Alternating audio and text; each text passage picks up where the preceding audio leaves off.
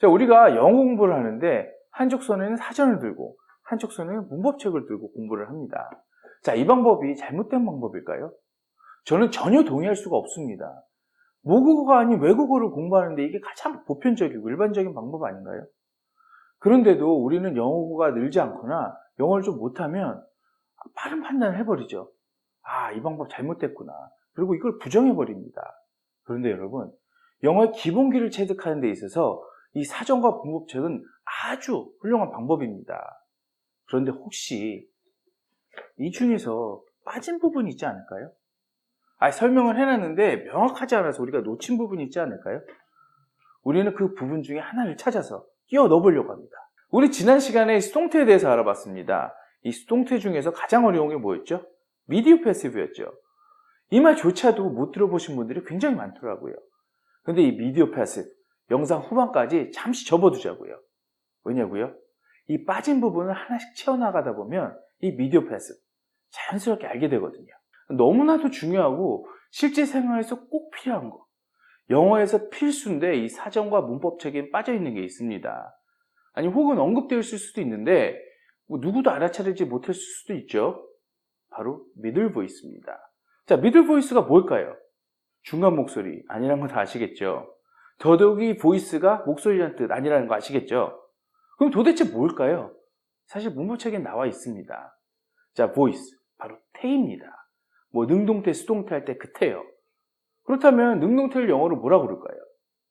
The active voice. 그러면 수동태는요? The passive voice. 이렇게 말합니다.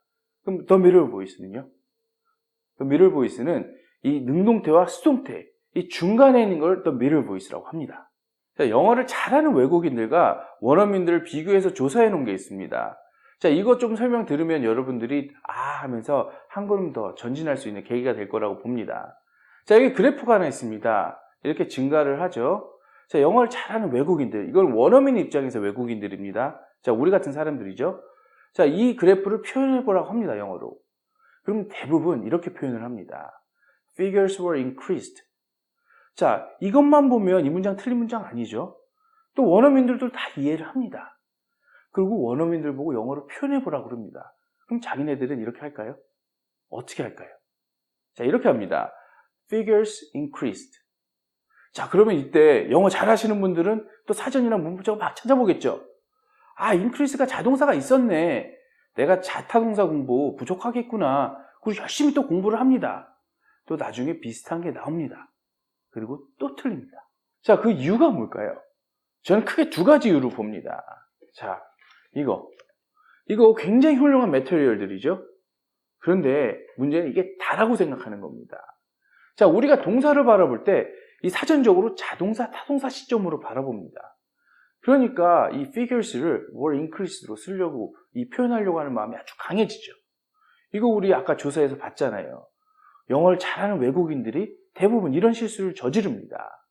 그럼 이런 실수를 저지르지 않으려면 어떻게 해야 되느냐? 시점을 바꿔야죠. 이 동사를 이 자동사, 타동사 시점에서 이 보이스 시점으로 바꿔야 됩니다. 그럼 이 보이스 시점으로 바꾸려면 어떻게 해야 되느냐? 이 두 번째가 아주 중요합니다.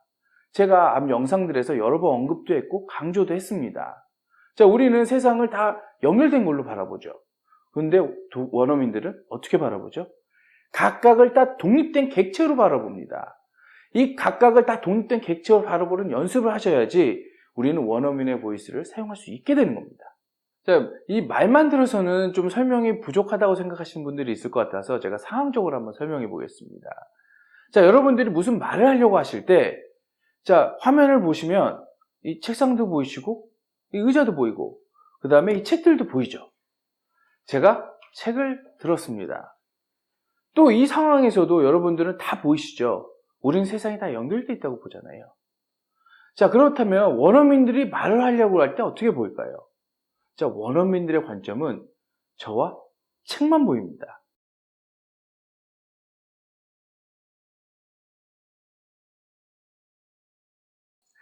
저와 책이 있네요. 자, 이게 제가 수도 없이 얘기했던 독립개체의 개념입니다. 이게 원어민의 관점이죠. 자, 원어민들은 뭔가를 말하려고 할 때 어떤 정보를 언어로 전달하려고 하는 그 순간 이 독립개체만 바라봅니다. 자, 이재준, 책. 이재준은 고유명사죠. 책은 보통명사입니다. 자, 이런 관점으로 보니까 명사가 중요해지는 겁니다. 자, 명사가 중요하니까 이 명사를 명확하게 해주는 관사가 필요한 거죠. 우리한테는 관사가 없죠. 자, 우리는 보통 보면은 전체를 보면서 서술을 해요. 근데 원어민들은 이렇게 보니까 이 중요한 그 독립객체 순서대로 나열하는 게 중요해지는 겁니다. 합리적이 되는 겁니다. 그래서 영어에 어순이 생기는 거죠. 또 이렇게 바라보니까 이 독립객체가 서로 앞뒤를 다툴 수가 있어요.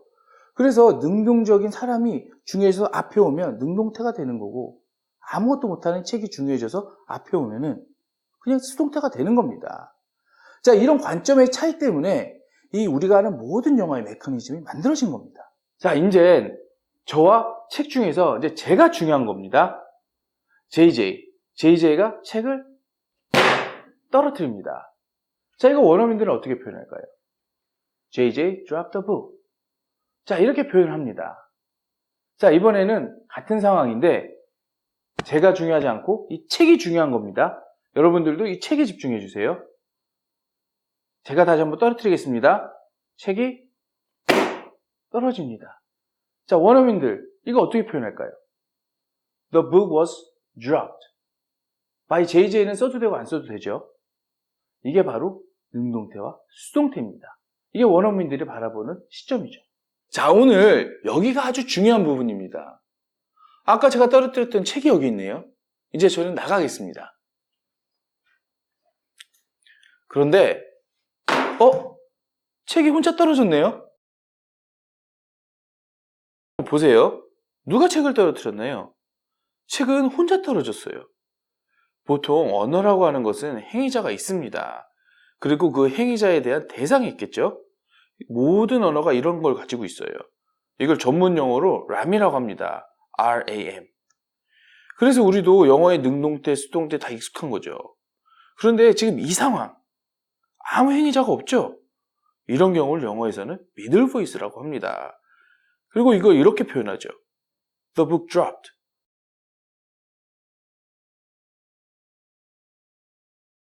이게 middle voice입니다.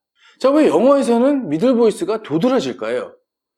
자, 이 상황을 원어민적 관점에서 보면 어떻게 보일까요?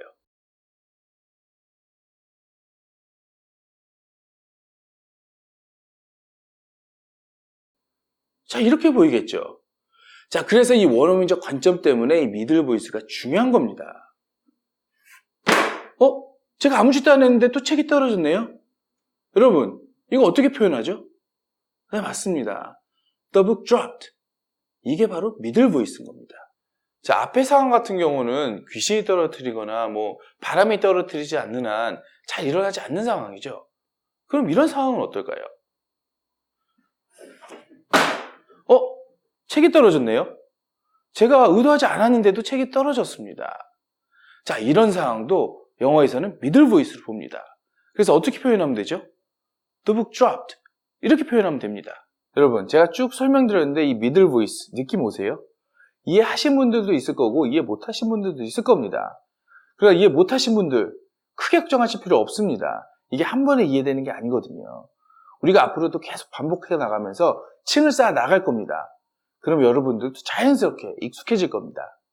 그래도 우리가 배웠으니까 이 느낌 가지고 몇 개만 한번 해보죠. 그러니까 제가 부엌에 들어갔습니다. 부엌에 들어갔더니 주전자에서 물이 막 끓고 있어요. 첫 번째로 누가 끓였는지 알 수가 없습니다. 두 번째로 누가 끓였는지 알 필요가 없어요. 세 번째로 누가 끓였는지 그렇게 중요하지 않아요. 자, 뭐가 중요하죠? 주전자에서 물이 끓고 있는 게 중요하죠. 이걸 원어민 관점에서 바라보면 어떻게 표현할 수가 있을까요? Water boils 아니면 water is boiling 이렇게 표현하면 됩니다. 자, 한 개 더 해볼까요? 제가 무슨 전시회장에 갔습니다. 전시회장에 갔더니 깃발들이 막 펄럭이고 있어요. 자, 첫 번째로 누가 펄럭이는지 알 수가 없어요. 그리고 누가 펄럭이는지 알 필요가 없습니다. 세 번째로 누가 펄럭이는지 중요하지 않아요. 중요한 건 뭐라고요? 깃발이 펄럭이는 겁니다. 자, 이거 원어민들은 어떻게 표현한다고요? Flags wave 아니면 Flags are waving 이렇게 표현하시면 됩니다. 여러분, 이 middle voice 이제 어느 정도 이해되시고 느낌도 오시죠? 한번 정리해 보겠습니다. 행위자를 알 수 없을 때, 두 번째로 행위자를 알 필요가 없을 때, 세 번째로 행위자가 중요하지 않을 때. 자, 이거를 앞에 예제와 그 앞에 했던 책 떨어지는 상황, 이거에 대입해서 이해하시면 훨씬 더 쉽게 이해하실 것 같아요. 자, 이제 도표를 한번 설명드리겠습니다. 자, 여기 deactive voice가 있습니다. 이걸 문법적으로는 능동태라고 하죠. the passive voice.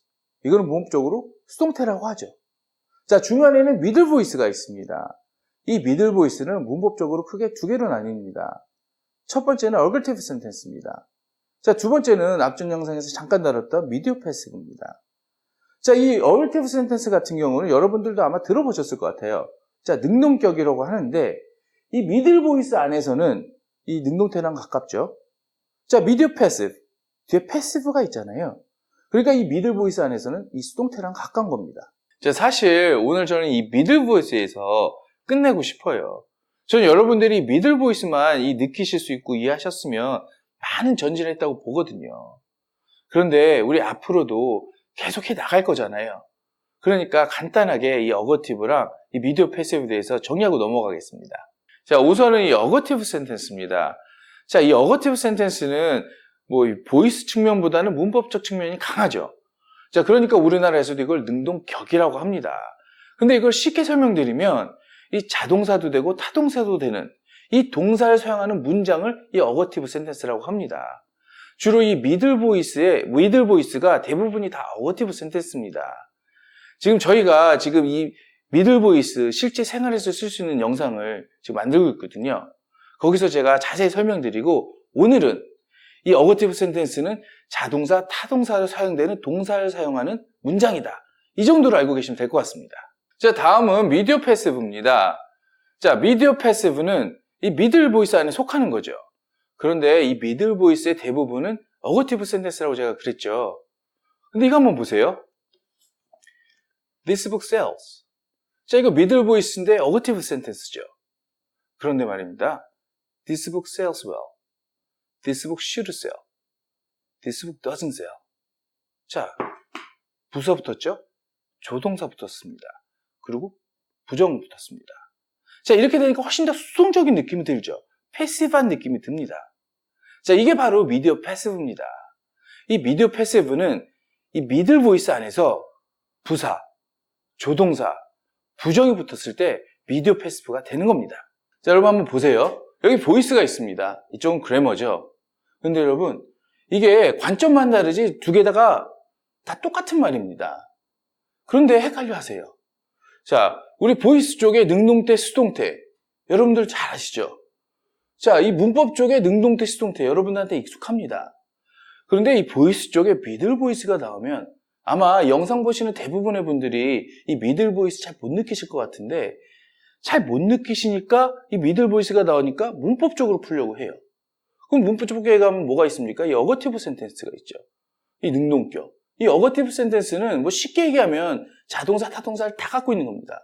이제 못 느끼시면서 이 자동사, 타동사로만 바라보니까 이게 안 와닿는 거예요. 그러니까 보이스 갔다가 그래머 왔다가 왔다 갔다 하시면서 헷갈리시는 거죠. 근데 저랑 같이 공부하시는 분들은 이 보이스 쪽에 집중하시기 바랍니다. 제가 앞으로 이 보이스 전체에 대해서 실제적인 연습을 계속 할 겁니다. 그렇게 되면 여러분들도 이 보이스를 원어민처럼 느끼실 수가 있습니다. 자, 오늘 미들 보이스에 대해서 알아봤는데 여러분들 어떠셨는지 모르겠습니다. 저는 나름대로 좀 쉽게 설명드리려고 했는데 그래도 좀 어렵더라고요. 여러분들 좀 이해 못하셨더라도 너무 걱정하지 마세요. 우리 계속 반복해 나가면서 층을 쌓아 나갈 거니까요. 자, 이거 원어민들이 많이 쓰는 겁니다. 우리도 원어민의 느낌 가져야겠죠?